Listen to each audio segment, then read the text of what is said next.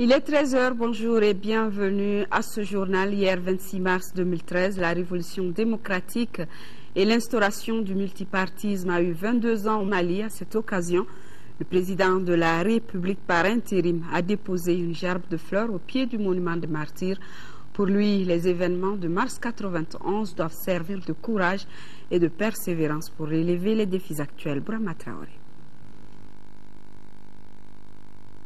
Les morts ne sont pas morts, dit Birago Diop, un écrivain sénégalais. Preuve, 22 ans après la révolution du 26 mars 1991, les victimes restent plus vivaces dans les cœurs et dans les esprits du peuple malien. À cette date anniversaire, le président de la République par intérim sacrifie à une tradition, celle du dépôt d'une gerbe de fleurs au pied du monument dédié aux martyrs.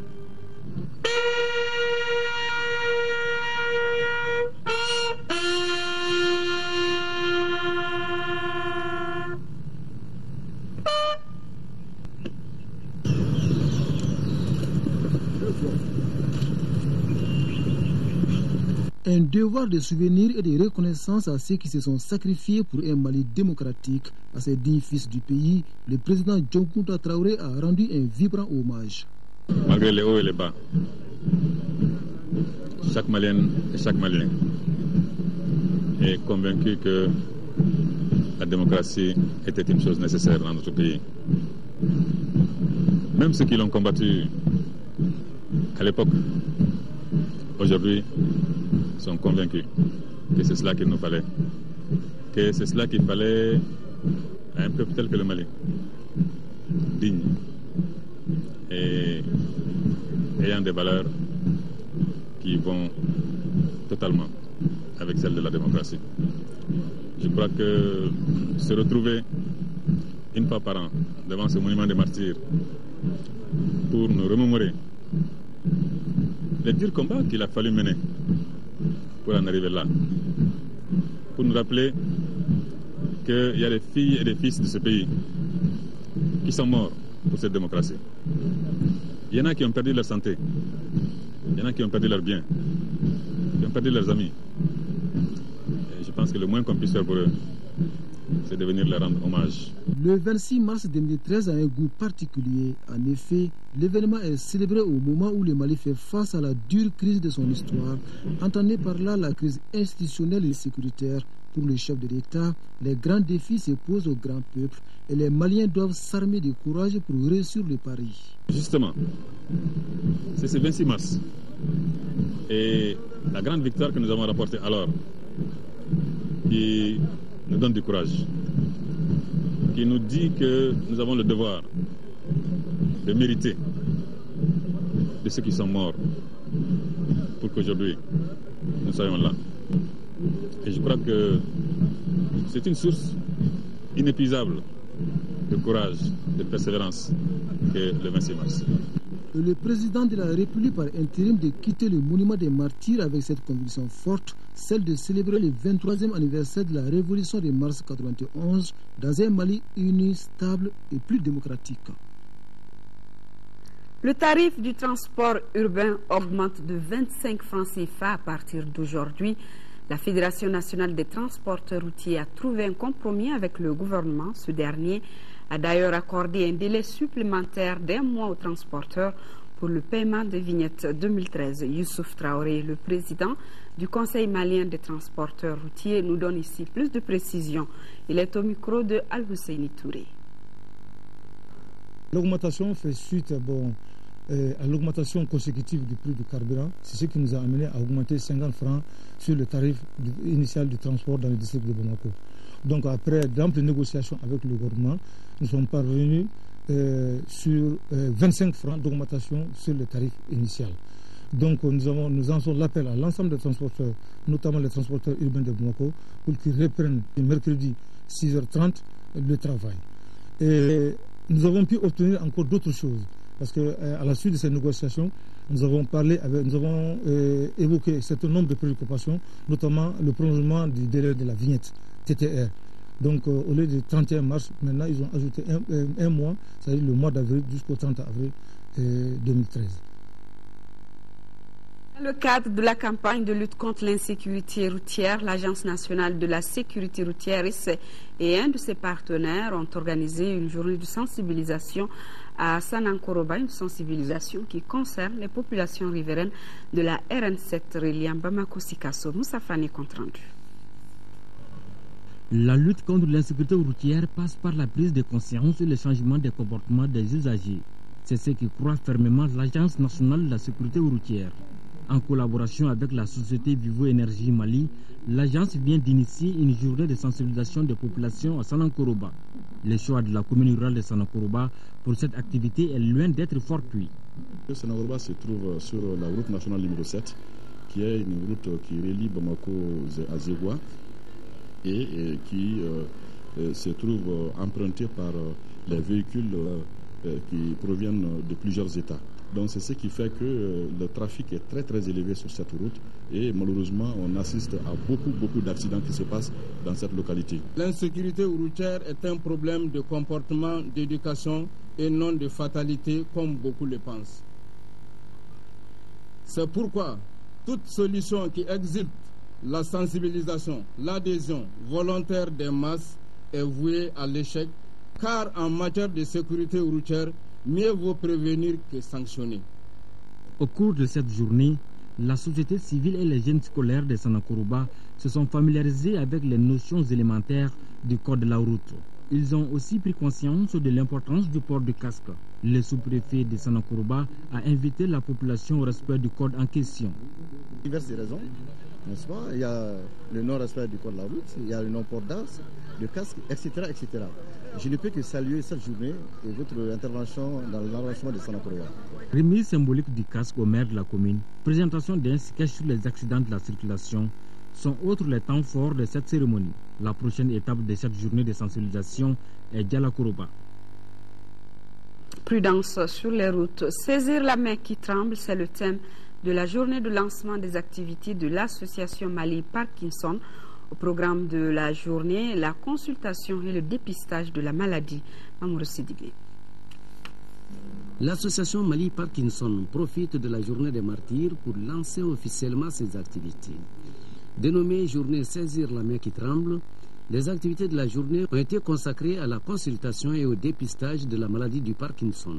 La maladie se manifeste par des tremblements des membres au repos, la rigidité des muscles, l'akinésie, c'est-à-dire des difficultés de mouvement des membres, parfois des atteintes intellectuelles, à savoir détérioration de la mémoire, difficulté à adapter son comportement au changement de situation. La maladie, à des stades plus avancés, peut s'accompagner de confusion mentale ou de démence. Pour le moment, il n'existe pas de traitement curatif de la maladie.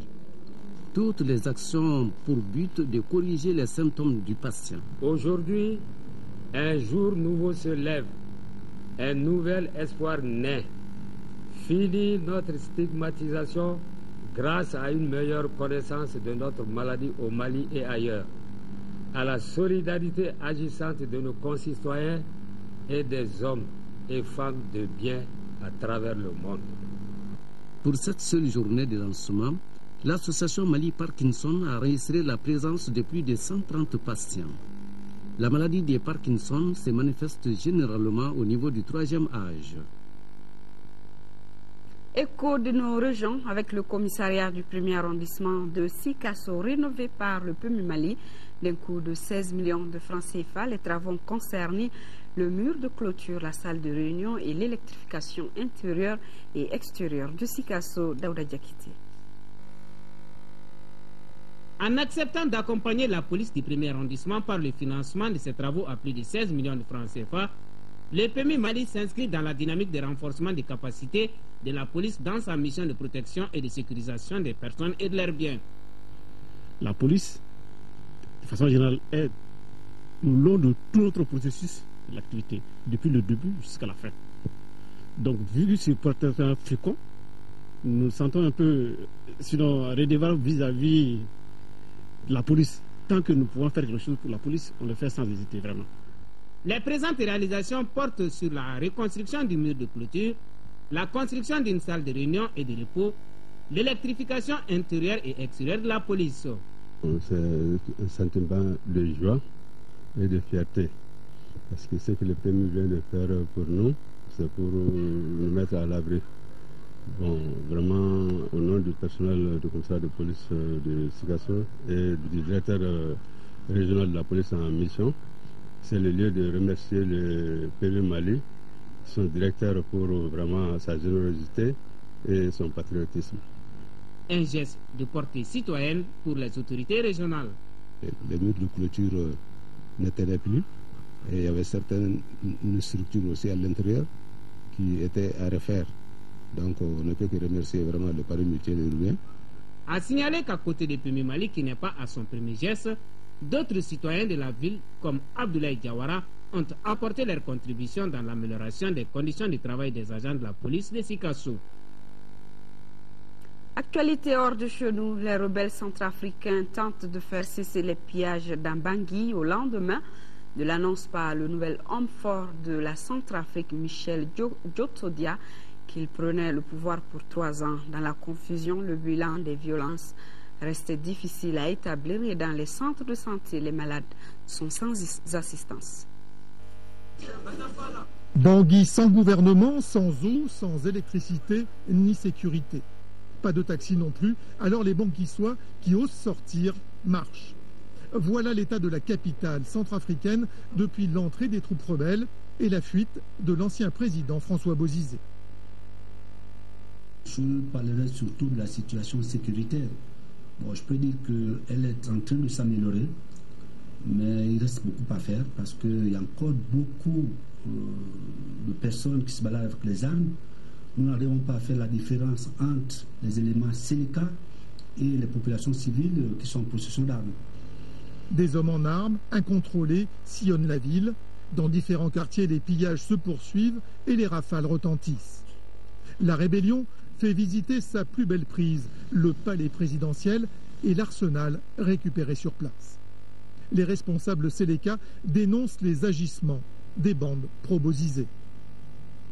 Justement, il y a beaucoup de pillages. Ce ne sont pas des éléments Séléka. Ce sont des civils bien armés et organisés par le président Bozizé. À peine installé, le nouveau pouvoir a suspendu la Constitution, dissout l'Assemblée nationale ainsi que le gouvernement.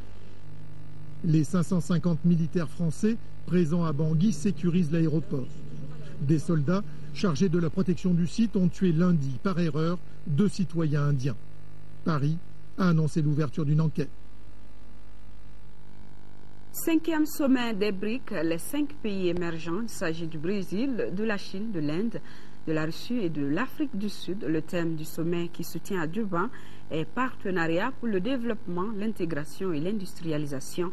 Les dirigeants des 5 pays émergents doivent approuver un accord conclu par leur ministre des Finances sur la mise en place d'une banque de développement, une banque qui aura pour mission de financer le développement des infrastructures dans les 5 économies émergentes. Brésil, Russie, Inde, Chine et Afrique du Sud, ce sont les BRICS. 5 pays regroupés pour tenter de constituer une force économique et politique affranchie des puissances occidentales. 5 économies hétérogènes, dont le poids lourd est de loin la Chine, le pays le plus peuplé du monde, qui est aussi la 2e puissance économique mondiale. Le poids plume, c'est l'Afrique du Sud, point d'ancrage des BRICS dans le continent africain, qui accueille cette année à Durban le 5e sommet annuel. Véritable mastodonte démographique, les BRICS ont décidé de se pencher cette année autour du thème « Les BRICS et l'Afrique, un partenariat pour le développement, l'intégration et l'industrialisation ».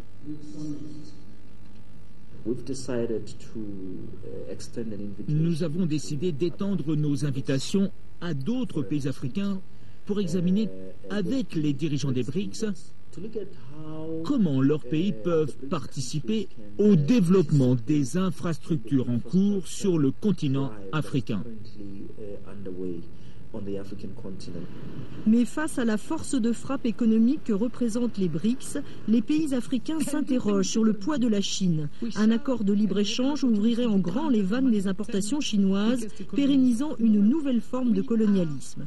Car c'est bien d'indépendance qu'il s'agit. Les BRICS veulent se doter d'institutions et de mécanismes pour contourner un système mondial dominé par l'Occident, à commencer par la création d'une banque de développement commune. Une telle banque serait plus sensible aux besoins des pays en développement. Elle pourrait procurer les fonds nécessaires à des projets d'infrastructure ou d'autres sortes de projets sans nécessairement imposer les conditions que la Banque mondiale ou le FMI imposaient par le passé. La nouvelle banque serait dotée d'un capital de départ de 50 milliards de dollars, 10 milliards par pays, un effort énorme pour Pretoria, une goutte d'eau pour la Chine. Les BRICS pourraient aussi mettre de côté une partie de leur colossale réserve de change. Le pot commun de 240 milliards de dollars leur permettrait de s'entraider en cas de choc conjoncturel et d'éviter un recours au Fonds monétaire international. Et sport football, le Ghana qui a éliminé hier le Mali en demi-finale de la CAN Junior par 4 tirs au but à 2 à l'issue des 120 minutes. Les deux équipes étaient à égalité 0-0. Samedi, le Ghana affrontera l'Égypte en finale. Al-Jumatina.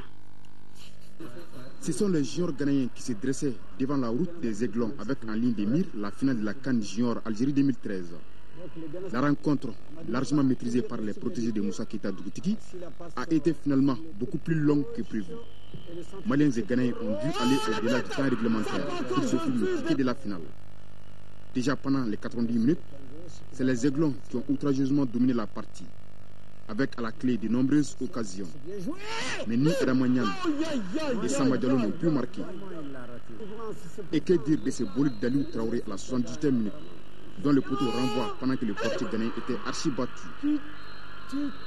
Il a fallu finalement la séance fatidique des tirs au but pour déterminer le finaliste, car aucun but n'est inscrit durant la prolongation. Les pénaltys seront ainsi fatals aux Aiglons qui perdent 4-2. Une fois de plus, le parcours des juniors maliens s'arrête en demi-finale. Ainsi, le Ghana affronte en finale l'Égypte qui a battu 2-0 le Nigeria dans l'autre demi-finale. Et nous sommes à la fin de cette édition. Merci de l'avoir suivi. Prochain rendez-vous 18h et 20h. Je serai là demain s'il plaît à Dieu quand il sera 10h. Merci de nous suivre de Brazzaville et de Pointe-Noire au Congo.